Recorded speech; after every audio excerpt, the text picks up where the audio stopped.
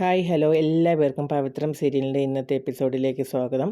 അപ്പോൾ നമ്മൾ ഇന്നലെ കണ്ടു നിർത്തിയത് വിക്രമിൻ്റെ വീട്ടിൽ ചെറിയൊരു പ്രശ്നങ്ങളൊക്കെ നടന്നിട്ട് സുധാകരൻ മാഷ് പോകുന്നതും നമ്മുടെ കമലയും ശ്രീജയും കൂടെ കാത്തിരിക്കുമ്പോൾ നമ്മുടെ വിക്രം വരുന്നതാണ്. അപ്പോൾ വിക്രമിനെ കണ്ട ഉടനെ കമല പറയുന്നുണ്ട്, ആ മനുഷ്യനെ ചതിക്കുകയാണെന്നുണ്ടെങ്കിൽ നീ ഒരിക്കലും ഗുണം പിടിക്കില്ല എന്നിങ്ങനെ പറഞ്ഞിട്ട് കമല കയറി പോകുന്നു. തൊട്ട് പിന്നാലെ ശ്രീജയും പോകുന്നു. ആ രംഗത്തോടു കൂടിയാണ് ഇന്നലെ അവസാനിക്കുന്നത്. അപ്പോൾ പിന്നെ ശ്രീജ നമ്മുടെ വിക്രം ആ ഉമ്മറ പടിയിൽ തന്നെ ഇങ്ങനെ ഇരിക്കുന്ന സമയത്ത് കതക് അടയ്ക്കാൻ വേണ്ടിയിട്ട് ശ്രീജ ഇങ്ങനെ വന്ന് നോക്കുമ്പോൾ നമ്മുടെ വിക്രം അവിടെ ഇങ്ങനെ ഇരിക്കുന്ന വിഷമത്തോടെ ഇരിക്കുന്നതാണ് കാണുന്നത്. അപ്പം വിക്രമാകത്തോട് ചെന്നിട്ട് ഇങ്ങനെ ചോദിക്കുന്നു, അടുത്തോട്ട് ചെല്ലുകയാണ്. എന്നിട്ട് പറയുന്നുണ്ട്, എന്ത് പറ്റി വിക്രം നിനക്ക്?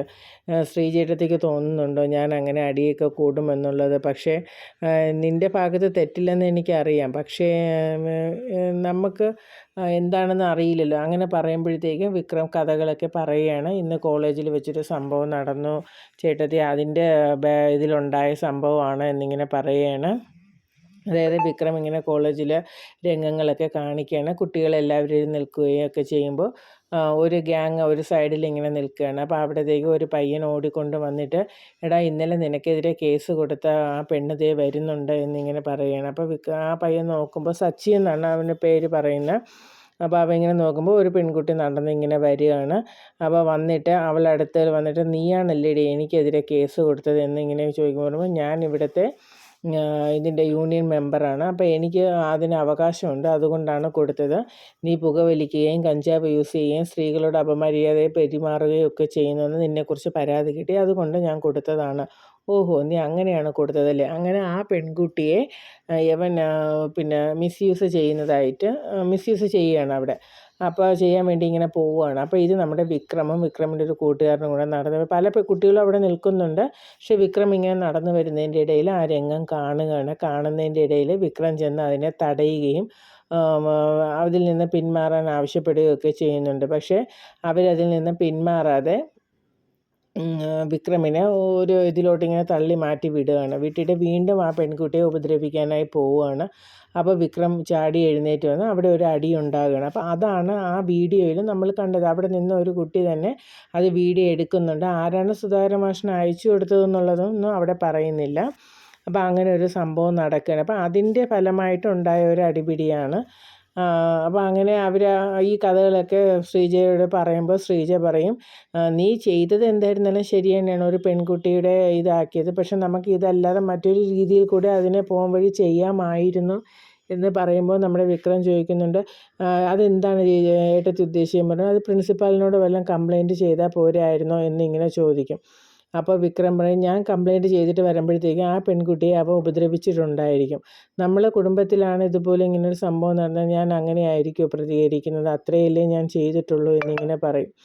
അപ്പോൾ നമ്മുടെ ശ്രീജ പറയും, എന്തായാലും നീ ഒരു കാര്യം ചെയ്യും, നാളെ രാവിലെ ഈ സംഭവം നാളെ തന്നെ അച്ഛനോട് പറയണം എന്നിങ്ങനെ പറയുകയാണ്. അപ്പം വിക്രമശ്ശേരി നാളെ തന്നെ ഞാൻ പറയാൻ ശ്രീജേട്ടത്തി എന്ന് പറഞ്ഞ് ആ രംഗം അവിടെ നിന്ന് അവസാനിച്ച് പിറ്റേന്ന് രാവിലത്തെ രംഗമാണ് കാണിക്കുന്നത്. രാവിലെ ശ്രീജ ഇതുപോലെ മുറ്റം അടിച്ചുകൊണ്ടിരിക്കുമ്പോൾ 4-5 ബൈക്കിലായിട്ട് ആ കോളേജിൽ സംഭവം ഉണ്ടാക്കിയ പയ്യന്മാരിങ്ങനെ വരികയാണ്. വന്നിട്ട് ബൈക്കൊക്കെ അവിടെ വെച്ചിട്ട് അവർ ഉമ്മറപ്പടിയിലൂടെ അകത്തോട്ട് കയറുകയാണ്. മുറ്റത്തെത്തിയിട്ട് ശ്രീജയുടെ അടുത്ത് ചോദിക്കും, ഇത് വിക്രമിൻ്റെ വീടല്ലേ എന്ന് ചോദിക്കും. അപ്പോൾ പറയും, അത് വിക്രമിൻ്റെ കയ്യിൽ നിന്നൊരു സാധനം വാങ്ങാൻ വേണ്ടി ഞാൻ വന്നതാണെന്ന് പറയും. എന്ത് സാധനം എന്നിങ്ങനെ ശ്രീജ ചോദിക്കുമ്പോൾ പറയും, അത് ഞങ്ങൾ കുറച്ച് പൈസ കൊടുത്തിരുന്നു, വിക്രമാണ് നമുക്ക് സ്കൂളിൽ കഞ്ചാവൊക്കെ വിതരണം ചെയ്യുന്നത്, അപ്പോൾ വിക്രമിൻ്റെ കയ്യിൽ നിന്ന് അത് വാങ്ങാൻ വേണ്ടിയിട്ട്. അപ്പോൾ ശ്രീജയ്ക്ക് ചെറിയൊരു പന്തികേട് തോന്നും. അവിടെ നിന്നുകൊണ്ട് വിക്രം എന്നിങ്ങനെ വിളിക്കുമ്പോഴത്തേക്കും വിക്രം ഇറങ്ങി വരും. അപ്പോൾ ഇവരെ കാണുമ്പോൾ വിക്രം പെട്ടെന്ന് അങ്ങോട്ട് ഒരു എന്താ എന്ന് ചോദിക്കുക. അത് നിൻ്റെ കയ്യിൽ നിന്ന് കഞ്ചാവ് വാങ്ങാൻ വേണ്ടി വന്നതാണ്, ഞങ്ങൾ പൈസയൊക്കെ തന്നിരുന്നതല്ലേ, എവിടെ കഞ്ചാവ് എന്നിങ്ങനെ ചോദിക്കുന്നുണ്ട്. അപ്പോൾ വിക്രം പറയും, നിങ്ങൾ എന്തിനാ എന്നെ ഇങ്ങനെ ഉപദ്രവിക്കുന്നത്? ഇന്നലെ ആ പെൺകുട്ടിയെ ഉപദ്രവിക്കുന്നത് കണ്ടതുകൊണ്ട് ഞാൻ നിങ്ങളുടെ ഇതിൽ ഇടപെട്ടതാണ്, അല്ലാതെ ഞാനൊന്നും അതിൽ ഈ പ്രശ്നം ഇവിടെ വെച്ച് അവസാനിപ്പിക്കണം എന്ന് പറയും. അപ്പോൾ അതിൽ നേതാവായ സച്ചി പറയും, അവസാനിപ്പിക്കാനോ ഒരിക്കലുമില്ല എന്ന് പറഞ്ഞിട്ട് വിക്രമിൻ്റെ പിറകിൽ ശ്രീജ നിൽക്കുന്നത്. അപ്പോൾ ഈ ചോദിക്കും, ഇതാരും നിൻ്റെ ചേച്ചിയാണോ എന്ന് ചോദിച്ചിട്ട്, ഇവളെ പിന്നെ എന്തെങ്കിലും ചെയ്താൽ നീ അതിനെതിരെയും തിരിയുമോ എന്നിങ്ങനെ ചോദിച്ചിട്ട് ശ്രീജയെ ഇങ്ങനെ കയറി പിടിക്കാൻ വേണ്ടി പോവുകയാണ്. ഈ പിടിക്കാൻ വേണ്ടി പോകുമ്പോഴത്തേക്ക് വിക്രം എതിർത്തിട്ട് സച്ചിയെ പിടിച്ചങ്ങ് തള്ളുകയാണ്. തള്ളുന്ന സമയത്ത് അവർക്ക് വീണ്ടും വാശി കയറി എല്ലാവരും കൂടെ വളഞ്ഞ് ഒരു 7-8 പയ്യന്മാരുണ്ടായിരുന്നു. എല്ലാവരും കൂടെ ചേർന്ന് നമ്മുടെ വിക്രമിനെ കുതിരെ ഇങ്ങനെ തല്ലുകയാണ്. തല്ലുമ്പോൾ ശ്രീജ അവിടെ കിടന്ന് അമ്മയെ അച്ഛ എന്നിങ്ങനെ വിളിക്കുന്നത് കണ്ടിട്ട് അവർ രണ്ടുപേരും ഓടി വരുന്നു. അവർ വന്ന് നോക്കുമ്പോൾ വിക്രമിനെ എല്ലാവരും കൂടെ വളഞ്ഞിട്ട് തല്ലുന്നതാണ് കണ്ടത്. അപ്പോൾ അവർ എല്ലാവരും ചേർന്ന് പിടിച്ച് മാറ്റാനൊക്കെ ശ്രമിക്കുന്നുണ്ട്. അങ്ങനെ അതിൻ്റെ ഇടയിൽ പിടിച്ച് മാറ്റി ഉന്തും തള്ളുമൊക്കെ ചെയ്യുന്നതിൻ്റെ ഇടയിൽ ഒരു പയ്യനാണെങ്കിൽ അവിടെ ചെടിയിൽ ഒരു താങ്ങിനായി വെച്ചിരുന്ന ഒരു വിറക് കഷ്ണം എടുത്തിട്ട് സുധാകരൻ മാഷിനെ തലക്കിയിട്ട് നല്ലതുപോലെ ഒരു അടി കൊടുക്കണം. അങ്ങനെ സുധാകരൻ മാഷ് ആ അടിയോട് കൂടി മറിഞ്ഞ് വീഴുകയാണ്. നമ്മുടെ വിക്രം കിടന്ന് അച്ഛാ എന്നിങ്ങനെ കിടന്ന് വിളിക്കുന്നുമുണ്ട്. എന്നിട്ട് വിക്രം ആ കമ്പെടുത്ത് വെച്ച് അവന്മാരെല്ലാം നല്ലപോലെ അടിക്കുകയൊക്കെ ചെയ്യുന്നുണ്ട്. കുറച്ച് നേരത്തെ അടിയൊക്കെ കിട്ടിയതിന് ശേഷം അവന്മാർ അവിടെ നിന്ന് പോവുകയാണ്. അപ്പോൾ ഇതിനിടയിൽ നമ്മുടെ സുധാകരൻ മാഷ് ഇങ്ങനെ പൊങ്ങി നോക്കുന്നുണ്ട്, തല പൊക്കി ഇങ്ങനെ നോക്കുകയാണ് മോൻ കിടന്ന് അടിയൊക്കെ കൂടുന്നതും. അപ്പോൾ അവ ഇത്രത്തോളം ഒരു ഇതിലോട്ടൊക്കെ എത്തിയോ എന്നൊക്കെ ഒരു വേദന അദ്ദേഹത്തിൻ്റെ ഉള്ളിലുണ്ട്. അവസാനം യുവമാരെല്ലാം അവിടെ നിന്ന് ഇറങ്ങിപ്പോയിട്ട് ആ പടിവാതിൽ കണ്ട് അവിടെ നിന്നിട്ട് പറയുന്നുണ്ട്, നിന്നെ ഞങ്ങൾ എടുത്തോളാടാ എന്ന് പറയുന്നുണ്ട്. അപ്പോൾ വിക്രം പറയുന്നു ശരി വാടാ എന്ന് പറഞ്ഞിട്ട് അവരെ പറഞ്ഞിങ്ങനെ വിടുന്നുമുണ്ട്. അത് കഴിഞ്ഞിട്ട് സുധാകരൻ മാഷിനെ ചെന്ന് ഇങ്ങനെ പിടിക്കാൻ വേണ്ടി പോകുമ്പോൾ സുധാകരൻ മാഷ് പറയുന്നുണ്ട് തൊട്ട് പോരുത് തന്നെ എന്നിങ്ങനെ പറയണം. എന്നിട്ട് കമലയോട് പറയുന്നുണ്ട്, നിൻ്റെ മകൻ്റെ വളർച്ച കണ്ടല്ലോ, അവൻ പഠിക്കാനെന്നും പറഞ്ഞ് കോളേജിൽ പോകുന്നത് തെരുവ് ഗുണ്ടയായി വളരാനാണ് എന്നൊക്കെ പറഞ്ഞ് അദ്ദേഹത്തിൻ്റെ വിഷമങ്ങളൊക്കെ ഇങ്ങനെ പറഞ്ഞിട്ട് തനിയെ എഴുന്നേൽക്കും. അപ്പോൾ വിക്രം കയറി ഇങ്ങനെ പിടിക്കാൻ പോകുമ്പോഴും സുധാകരൻ മാഷ് സമ്മതിക്കുന്നില്ല. എന്നിട്ട് കൈയെല്ലാം തട്ടി മാറ്റിയിട്ട് അവിടെ നിന്ന് അങ്ങ് പോവുകയാണ്. അപ്പോൾ വിക്രം അവിടെ തളർന്നിരുന്ന് ഇങ്ങനെ കരയാണ്. അപ്പോൾ നമ്മുടെ ശ്രീജ വേദനയോടുകൂടി, ശ്രീജയ്ക്ക് അറിയാമല്ലോ എന്തൊക്കെയാണ് കാര്യങ്ങളെന്നൊക്കെ, ശ്രീജ ഇങ്ങനെ വേദനയോടെ ഇങ്ങനെ നോക്കി നിൽക്കുകയാണ്. അതോടുകൂടി ആ രംഗം അവിടെ തീരുകയാണ്. അത് കഴിഞ്ഞ് പിന്നെ കാണിക്കുന്നത് നമ്മുടെ വേദിയും ശ്രീജയും കൂടെ ഇങ്ങനെ കഥകളൊക്കെ പറഞ്ഞ് റോഡിലൂടെ നടന്ന് വരുന്ന രംഗമാണ്. അപ്പോൾ ശ്രീജ പറയുന്നുണ്ട്, അപ്പോൾ അന്നത്തെ സംഭവത്തിന് ശേഷം പിന്നെ വിക്രം വീട്ടിലോട്ട് വന്നില്ല. വിക്രം വരാതെ ആയപ്പോൾ അമ്മ ഭയങ്കര പ്രശ്നമായി, സങ്കടവും കരച്ചിലും ഒക്കെ ആയി. അപ്പോൾ നമ്മുടെ വേദ ചോദിക്കുക, അപ്പോൾ അന്വേഷിച്ച് പോയില്ലേ എന്ന് ചോദിച്ചപ്പോൾ പറഞ്ഞു അച്ഛൻ പറഞ്ഞു ആരും അന്വേഷിച്ച് പോവേണ്ട ആവശ്യമില്ല എന്നൊക്കെ ഇങ്ങനെ പറഞ്ഞു. എങ്കിലും ശ്രീജ പറയുന്നുണ്ട് ഞാൻ വിശ്വേട്ടനെ കൊണ്ട് അന്വേഷിപ്പിച്ചു, അപ്പോൾ ഹോസ്റ്റലിലുള്ള ഒരു സുഹൃത്തിൻ്റെ കൂടെയാണെന്നുള്ളതൊക്കെ അറിഞ്ഞു. അങ്ങനെ അതറിഞ്ഞപ്പോഴാണ് അമ്മയ്ക്ക് സമാധാനമായത്. പക്ഷേ വിശ്വേട്ടൻ പിന്നെ 2 ദിവസം കഴിഞ്ഞപ്പോൾ ചെന്ന് വിക്രത്തിനെ വിളിച്ചുകൊണ്ട് വന്നു. പക്ഷേ വീണ്ടും അടിയും പിടിയൊക്കെ ആയിട്ടുണ്ട്. ആ ഗ്യാങ് അവനെ വെറുതെ വിട്ടില്ല. അവർ വല്ലാത്ത പ്രതികാരത്തോടു കൂടി തന്നെ നമ്മുടെ വിക്രമിനോട് പ്രതികാരം ചെയ്യും പോലെയാണ് ഓരോ പ്രശ്നങ്ങളിലൊക്കെ ഉണ്ടാക്കി എടുക്കുകയും എല്ലാം ചെയ്തത്. പക്ഷേ എന്ത് പ്രശ്നം ഉണ്ടായാലും അവസാനം അത് വിക്രമിൻ്റെ തലയിൽ തന്നെ ആകും. അങ്ങനെയായിരുന്നു അവർ ചെയ്തുകൊണ്ടൊക്കെ ഇരുന്നത്. അതുമാത്രമല്ല 1-2 പ്രാവശ്യം സ്റ്റേഷനിൽ ചെന്ന് ജാമ്യം എടുക്കേണ്ട ആവശ്യമൊക്കെ ഉണ്ടായിട്ടുണ്ട്. പക്ഷേ എന്ത് പ്രശ്നം വന്നാലും വിക്രം ശ്രീജയോടും അമ്മയോടും ഒക്കെ സത്യം തുറന്നു പറയും, അവൻ്റെ ഭാഗത്തല്ല തെറ്റെന്നുള്ളത്. പക്ഷേ അച്ഛൻ മാത്രം അത് വിശ്വസിക്കില്ലായിരുന്നു. അപ്പോൾ അങ്ങനെയൊക്കെ ഇരുന്ന സമയത്ത് അങ്ങനെ ഇരിക്കെ ഒരു ദിവസമാണെങ്കിൽ ഒരു പ്രശ്നം ഉണ്ടായി. അതായത് ആരോ ഇൻഫർമേഷൻ കൊടുത്തിട്ട് കോളേജിലെ കുട്ടികളെ എല്ലാം പരിശോധിക്കുന്ന സമയത്ത് കുട്ടികളെല്ലാം പഠിക്കുന്ന അതിൻ്റെ ഇടയിൽ വിക്രം ഉണ്ടായിരുന്നു. വിക്രമിൻ്റെ കയ്യിൽ നിന്ന് കുറച്ച് മയക്കുമരുന്ന് കണ്ടെത്തുകയും ചെയ്തു. അത് വലിയൊരു പ്രശ്നമായി. അങ്ങനെ പ്രശ്നമൊക്കെ ആയ സമയത്ത് സത്യാവസ്ഥ തുറന്നു പറഞ്ഞിട്ടും സുധാകരൻ മാഷ് വിശ്വസിച്ചില്ല. അങ്ങനെ കുറച്ച് പ്രശ്നങ്ങളൊക്കെ ഉണ്ടായി. നമ്മുടെ വിക്രം ജയിലിലായ സമയം അങ്ങനെ ജാമ്യം എടുക്കാൻ വേണ്ടിയിട്ട് സുധാകരൻ മാഷ് പോയിരുന്നു.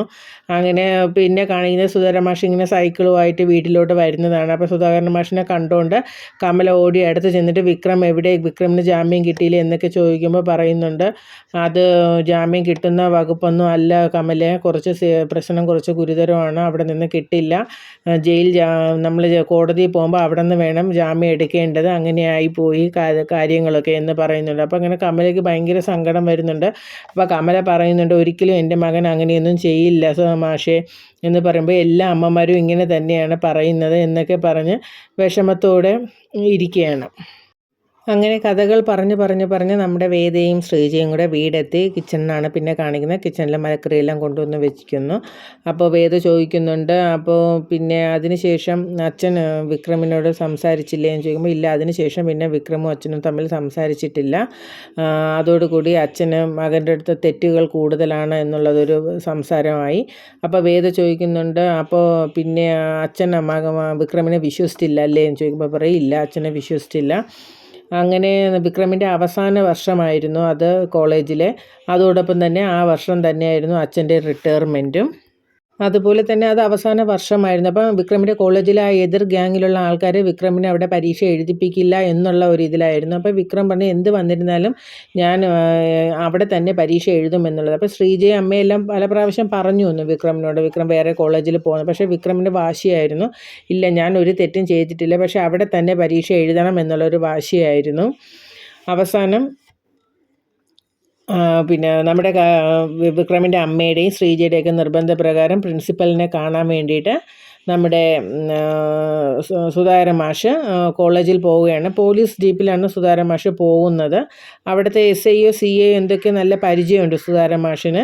അങ്ങനെ ചെന്ന് സംസാരിച്ചിട്ട് വാന്ന് പറയുന്നുണ്ട്. അങ്ങനെ സുധാകരൻ മാഷ് കോളേജിലൂടെ വരാന്തയിലൂടെ നടന്ന് പോവുകയാണ്. അപ്പോഴത്തേക്ക് പ്രിൻസിപ്പലിൻ്റെ റൂം കാണിക്കുകയാണ്. അപ്പോൾ പ്രിൻസിപ്പലിൻ്റെ ഒരാൾ വന്നിട്ട് പറയുന്നു, സാർ ഒരു പാരൻറ്റ് വന്നിട്ടുണ്ട്, ഇവിടെ പഠിക്കുന്ന ഒരു കുട്ടിയുടെയാണ്, സാറിനെ കാണണമെന്ന് പറഞ്ഞാണ് വന്നിരിക്കുന്നതെന്ന് പറയും. അപ്പം പ്രിൻസിപ്പൽ ശരിയെങ്കിൽ വിളിക്കുമെന്ന് പറയുന്നുണ്ട്.